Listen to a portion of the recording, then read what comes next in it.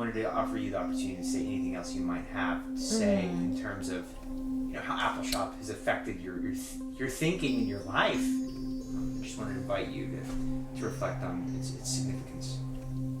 I mean, maybe its significance is reflected in the fact that I wouldn't begin to know how to talk about its significance, if that makes sense. I mean, that it's certainly has shaped almost all of my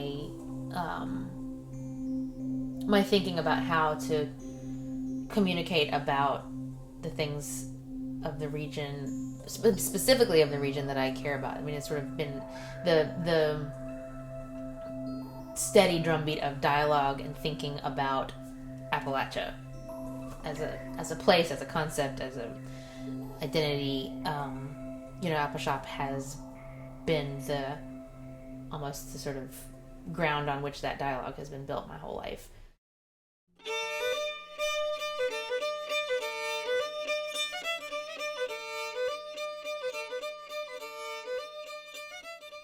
I think that my involvement with Appalshop from the very beginning kind of made me appreciate being an Appalachian and a Kentuckian and who I am more than any other person, place, or thing could have. Because the whole idea and behind Appalshop and the whole mission is to celebrate us at all times. Appalshop is what I want my organization to be when it grows up. That is, I was impressed. And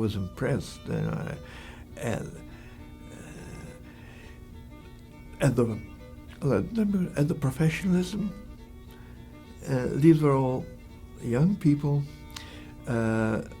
rural young people, highly skilled and professional in what they were doing. And that's a bit of the Appalshop, what makes Appalshop so extraordinary in terms of its art. This idea that you work with people in a community and that doesn't sacrifice anything artistically.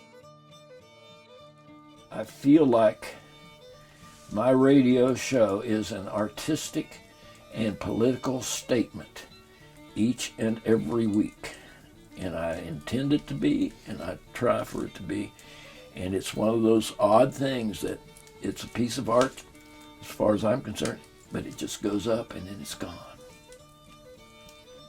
So on that level, I think all of their work has to, even if it's about how someone makes a basket or a chair, it's or it's a gospel concert, it's about that, in that they're proposing there's something to see here that's not just on the surface. Take a look, go deeper.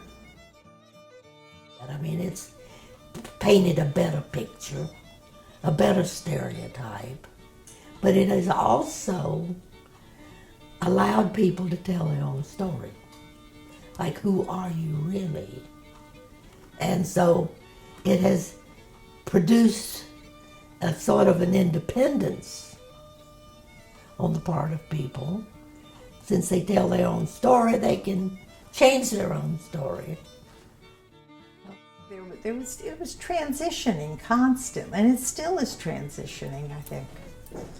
But it sounds like you all were very open to those sorts of expansions and transitions. So. Oh yeah, we never.